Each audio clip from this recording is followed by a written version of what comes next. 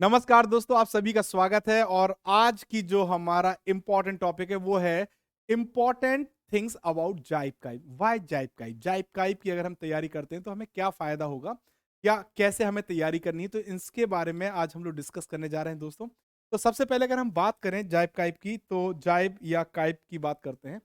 तो what is जाइब और काइब, है ना? तो आप सभी को पता है कि ये एक सर्टिफिकेशन कोर्स होता है जो बैंकर्स के लिए अलाउड होता है। यानी जाइब का जो सर्टिफिकेशन होता है दोस्तों, वो आप डीबीएफ के फॉर्म में, अगर आपको बताया जाए तो डीबीएफ के फॉर्म में उन लोगों के लिए होता है जो अभी बैंक में नहीं पहुंचे हैं, और जाइब के फॉर्म में होगा उन लोगों के लिए जो बैंक में पहुंच चुके हैं। तो ये सर्टिफिकेशन कोर्स होता है जो ऑर्गेनाइज करता है आईआईबीएफ के द्वारा। यानी कौन ऑर्गेनाइज करता है? आईआईबीएफ, है ना? और इसके बाद अगर हम जाइब की बात करें तो आपको जाइब में 4 पेपर, कितने पेपर दोस्तों? 4 पेपर में पार्टिसिपेट करना पड़ेगा।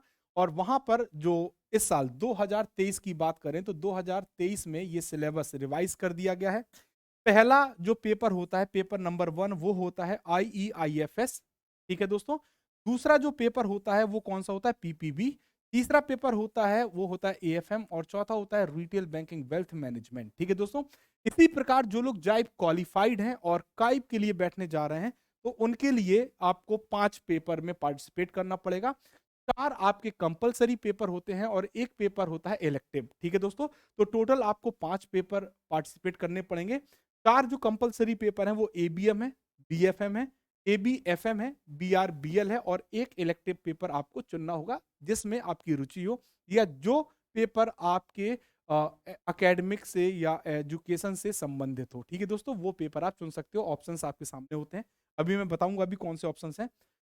क्या क्या बेनिफिट होते हैं जाइब और डीबीएफ या काइब एग्जाम में पार्टिसिपेट करने का? सबसे पहले होता है मॉनेटरी बेनिफिट। यानी आप अगर बैंक में नौकरी कर रहे हैं तो आपको 1 या 2 इंक्रीमेंट एक्स्ट्रा मिल जाएंगे। करियर एडवांसमेंट की बात करें तो प्रेफरेंस आपको मिलती है प्रमोशन के लिए दोस्तों।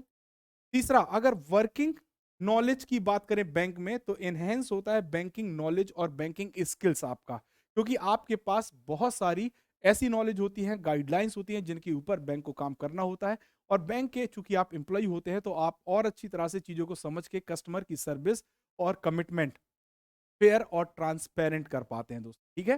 तो आपको 3 जो फायदे हैं बड़े बड़े वो मैंने दिखा दिए। मॉनेटरी बेनिफिट है, 1 से 2 एक्स्ट्रा इंक्रीमेंट्स मिलते हैं।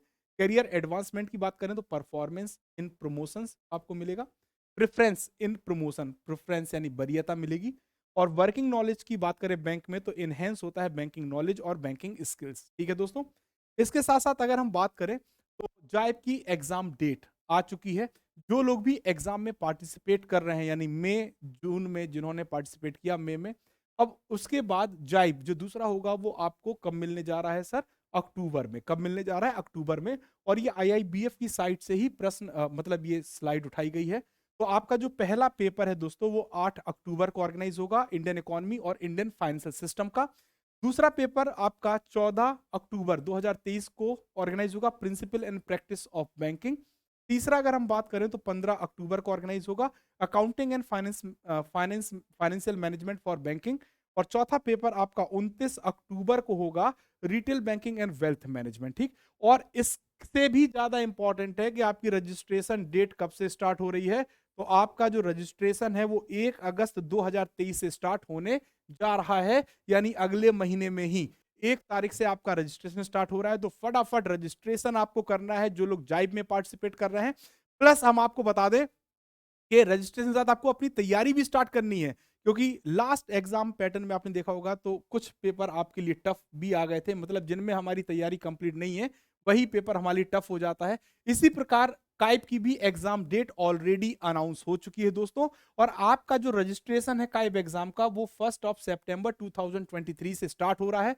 और पहला पेपर आपका 26 नवंबर को ऑर्गेनाइज हो रहा है दोस्तों, that is called ABM, advance bank management. दूसरा पेपर आपका 3 दिसंबर को ऑर्गेनाइज होगा दोस्तों काइप के लिए, बीएफएम यानी बैंक फाइनेंशियल मैनेजमेंट। तीसरा पेपर आपका 9 दिसंबर को होगा, एबीएफएम यानी एडवांस बिजनेस और फाइनेंशियल मैनेजमेंट। चौथा पेपर आपका 10 दिसंबर को ऑर्गेनाइज होगा, BRBL banking regulation and business law. अब आपको बता दें आपके सामने जो इलेक्टिव सब्जेक्ट हैं उनकी बात करें, चाहे वो रूरल बैंकिंग हो, चाहे एचआरएम ह्यूमन रिसोर्स मैनेजमेंट हो, आईटी और डीबी हो यानी इंफॉर्मेशन टेक्नोलॉजी और डिजिटल बैंकिंग की बात करें, रिस्क मैनेजमेंट की बात करें या सेंट्रल बैंकिंग, ये आपके सामने 5 ऑप्शंस होंगे। और ये जो इलेक्टिव सब्जेक्ट है ये 17/12/2023 को ऑर्गेनाइज किया जाएगा, जिसमें आपको पार्टिसिपेट करना होगा। सो ये आपकी डेट है। अब इसी आधार पे आपको क्या करनी है, अपनी तैयारी की शुरुआत करनी है दोस्तों। और एक चीज आपको हम बता दें, सबसे इंपॉर्टेंट है कि हाउ मेनी अटेम्प्ट्स, आपके पास 5 अटेम्प्ट्स हैं, टोटल 5 अटेम्प्ट्स हैं और 3 साल तक का समय है। जो इनमें से पहले हो जाएगा, आपका रजिस्ट्रेशन वहीं खत्म हो जाएगा। यानी आपने जो रजिस्ट्रेशन किया है, यानी जिन सब्जेक्ट्स को आपने क्वालिफाई किया और जिसमें शायद किसी ना किसी कारणवश किसी सब्जेक्ट में अगर आप डिस्क्वालीफाई हो गए हैं, तो आप उसको इन अटेम्प्ट्स के अंदर क्लियर कर सकते हैं दोस्तों। इसके बाद आपको फिर फ्रेश रजिस्ट्रेशन करना होगा। तो अगर आप देखेंगे तो आपके पास बहुत सारे अटेम्प्ट हैं, बट हमें तैयारी करनी है how to qualify in single attempt, है ना। सिंगल अटेम्प्ट में हम कैसे अपने एग्जाम को क्वालिफाई करेंगे, तो बेसिक्स पे ही हमें काम करना है दोस्तों, बेसिक्स पे ही काम करना है। सबसे पहले हमें पता होना चाहिए कि हमारा सिलेबस क्या है और कौन कौन सा सिलेबस में इंपॉर्टेंट पार्ट है जिसको हमें कवर करना है, पढ़ना है। इस आधार पर हमें अपने लिए क्लासेस की जरूरत है तो हम क्लासेस लेंगे, हमें बुक्स की जरूरत है हम बुक्स लेंगे, हमें मॉक 100% पार्टिसिपेट करना है, केस स्टडीज को जरूर पढ़ना है। और अगर इन 5 पॉइंट पे आप चलते गए तो सक्सेस प्योर आपके साथ होगी दोस्तों, ठीक है। इसके साथ साथ आपको बता दें कि अगर आप कभी भी एग्जाम क्वालिफाई कर रहे हैं तो सबसे इंपॉर्टेंट होता है कि आपका कंसेप्ट क्या होना चाहिए, क्लियर होना चाहिए, क्योंकि ये वो पावर है जो आपको एग्जाम क्वालिफाई करने की क्षमता पैदा करती है। और जब आप एग्जाम क्वालिफाई करते हैं तो आप क्या हो जाते हैं, हैप्पी। सो यही हम भी देखना चाहते हैं, यही पीडब्ल्यू देखना चाहता है। और इसी के साथ हम आपको मिलेंगे नेक्स्ट इंफॉर्मेटिव इंफॉर्मेशन के साथ। तब तक के लिए थैंक यू वेरी मच दोस्तों। तो जुड़े रहिए ऑफिसर्स बैंकिंग वाला पर, करते रहिए तैयारी और जीत का जो जीत है या जो सक्सेस है वो अपने नाम कीजिए। थैंक यू वेरी मच दोस्तों।